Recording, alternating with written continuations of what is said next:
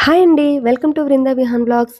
ఈరోజు స్పెషల్‌గా ఇమ్యూనిటీని బూస్ట్ చేసే ఒక మంచి రసం రెసిపీ చేసి చూపిస్తాను. అదేంటంటే ఉసిరికాయ రసం. ఉసిరికాయతో రసం ఏంటి అనుకుంటున్నారా? మీరు ట్రై చేయాల్సిందేనండి.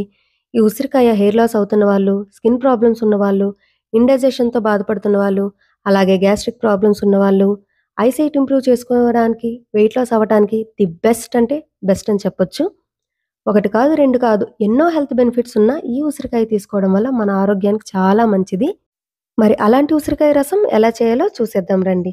దీనికోసం ఒక పాన్ తీసుకొని 5, 6 ఉసిరికాయలు బాగా వాష్ చేసి తీసుకోవాలి.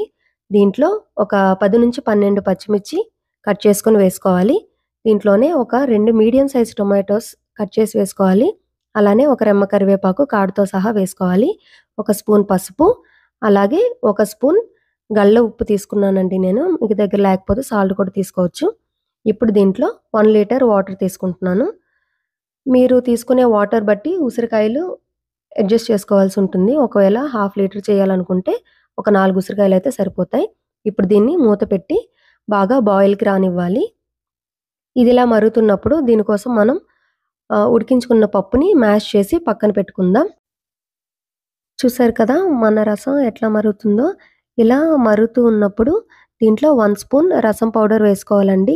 ఇది ఆప్షనల్ మాత్రమే, కానీ వేసుకుంటే మంచి టేస్ట్ వస్తుంది. ఇప్పుడు ఒక 10 నిమిషాలు ఈ రసం పౌడర్ వేశాక మరగనివ్వాలండి. మరిగిన తర్వాత మనం మ్యాష్ చేసి పెట్టుకున్న పప్పుని దీంట్లో వేసుకోవాలి. ఒక చిన్న టీ గ్లాస్ పప్పు అయితే సరిపోతుందండి. ఇప్పుడు ఈ పప్పు కూడా వేసిన తర్వాత అంతా ఒకసారి బాగా కలుపుకొని ఒక బాయిల్‌కి రానివ్వాలి. అంటే జస్ట్ ఒక పొంగు వస్తే సరిపోతుందండి. ఇది ఇలా మరిగే లోపల మనం దీనికోసం తాలింపుని రెడీ చేసుకుందాం. ఒక ప్యాన్‌లో ఆయిల్ వేడైన తర్వాత 5, 6 వెల్లుల్లి దంచుకొని వేసుకోవాలండి. వీటిని బాగా కలుపుకొని దోరగా వేయించుకోవాలి.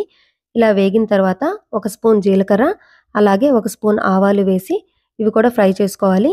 ఇవన్నీ వేగిన తర్వాత ఒక రెమ్మ కరివేపాకు, అలాగే 2 ఎండుమిర్చి వేసి బాగా వేయించుకోవాలి. అంతేనండి, తాలింపు రెడీ అయిపోయింది. ఇప్పుడు దీన్ని మన రసంలో వేసి ఒకసారి అంతా బాగా కలుపుకొని స్టవ్ ఆఫ్ చేసేయడమేనండి. అంతే, రసం రెడీ అయింది. ఇప్పుడు దీన్ని వేడి వేడి అన్నంలో వేసుకొని అప్పడాలు నంచుకొని తింటుంటే ఆహా అన్నట్టుంటుంది. మీరు తప్పకుండా ట్రై చేయండి. ఇలాంటి టేస్ట్ మీరు ఇంతవరకు ఎప్పుడూ టేస్ట్ చేసి ఉండరు. మీకెలా వచ్చిందో నాతో షేర్ చేసుకోండి. ఈ వీడియో నచ్చినట్లయితే లైక్ చేసి షేర్ చేయండి. అలాగే మన ఛానల్‌ని సబ్స్క్రైబ్ చేసుకొని పక్కనే ఉన్న బెల్ ఐకాన్‌ని క్లిక్ చేయండి. మరెన్నో సరికొత్త రెసిపీస్‌తో మళ్ళీ కలుద్దాం. అంతవరకు stay tuned. Thank you for watching.